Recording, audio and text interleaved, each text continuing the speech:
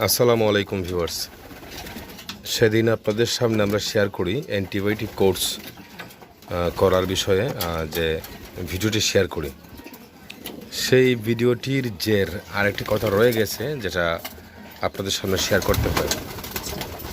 আর সেই কথাটাই হচ্ছে, আমরা যখন অ্যান্টিবায়োটিক কোর্স করব 10 দিন করি, 14 দিন করি বা সর্বনিম্ন 7 দিন করি, অ্যান্ড্রোসিন ভেট দিয়ে যে অ্যান্টিবায়োটিক কোর্সটা আমরা করব, তার পাশাপাশি যদি ঠান্ডাজনিত সমস্যার কারণে আমরা ডক্সি অ্যাভেট দিয়ে আরেকটা ঠান্ডার কোর্স করি, তাহলে 2 কোর্স করাকালীন সময়টাতে আমরা কবুতরকে ফ্লাইং থেকে দূরে থাকব।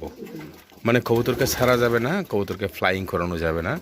এই সময়টাতে অ্যান্টিবায়োটিক কোর্স করার সময়টাতে কবুতর যদি ফ্লাইং করান আপনারা, তাহলে দেখবেন কবুতরগুলো অতি অল্প সময়ে হাঁপিয়ে ওঠে এবং আপনার কবুতরগুলো যে কোনো জায়গায় উঠতে উঠতে পড়েও যেতে পারে। তাই এই সময়টাতে বা অ্যান্টিবায়োটিক কোর্স করাকালীন সময়টাতে কবুতরকে ফ্লাইং থেকে একদমই বিরত রাখবেন। তার পাশাপাশি যখন আমাদের অ্যান্টিবায়োটিক কোর্স করা কমপ্লিট হয়ে যাবে, যখনই কমপ্লিট হয়ে যাবে ঠিক তখনই আমরা কবুতরকে ছাড়ব না।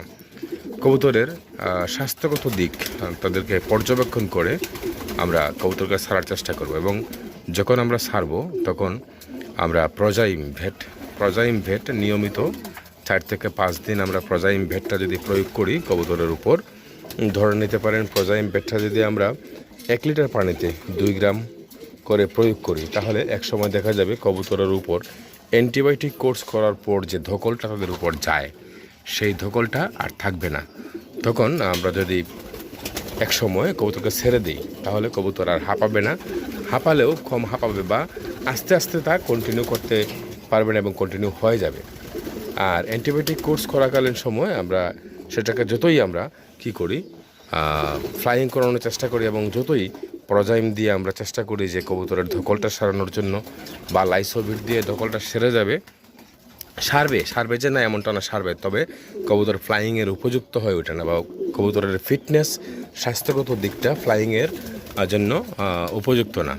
তাই অ্যান্টিবায়োটিক কোর্স করাকালীন সময় আমরা ফ্লাইং থেকে কবুতরকে বিরত রাখব। আর পাশাপাশি যখন ফ্লাইং শুরু করব তখন 4-5 দিন আগে আমরা প্রজাইম ভেট দিয়ে আমরা কবুতরকে ফিট করে নেব। তারপর আস্তে আস্তে আমরা আস্তে আস্তে করে কবুতরকে ফ্লাইংয়ে ধরাবো। এই বিষয়টা শেয়ার করার জন্যই আপনাদের কাছে মূলত ভিডিওটি করা। দেখা গেল যে যারা এই অ্যান্টিবায়োটিক কোর্সটি করতেছেন বা করা শুরু করবেন বা করবেন বলে মনস্থির করেছেন, একদিকে অ্যান্টিবায়োটিক কোর্স করলেন, আরেকদিকে কবুতরের ফ্লাইংও ধরে রাখলেন, তখন কিন্তু হিতে বিপরীত হওয়ার সম্ভাবনা রয়েছে। তাই মনে রাখবেন একটা জিনিস, বা এ কথাটা সবসময় মাথায় রাখবেন যে অ্যান্টিবায়োটিক কোর্স করাকালীন সময় যতদিন আপনি অ্যান্টিবায়োটিক কোর্সটি করবেন, ঠিক ততদিন পর্যন্ত আপনি কবুতরকে ফ্লাইং থেকে বিরত রাখবেন। মূলত আজকের ভিডিওতে আমাদের ছিল সেই কথাটাই। বিশেষ করে কবুতরকে অ্যান্টিবায়োটিক কোর্স করানোর সময় আমরা কবুতরকে ফ্লাইং থেকে বিরত রাখবো। আর অ্যান্টিবায়োটিক কোর্স ছাড়া যে কোনো কোর্স আমরা যে সময় করাই, সময় কবুতরকে ফ্লাইং করানো যায়, এতে সমস্যা নেই। কিন্তু অ্যান্টিবায়োটিক কোর্স করানোর সময় আমরা ফ্লাইংয়ের বিষয়টায় বিশেষ সতর্ক দৃষ্টি রাখতে হবে। তো আজকের ভিডিওর টপিক ছিল মূলত এটাই। ভালো থাকবেন, আবার দেখা হবে নতুন ভিডিওতে।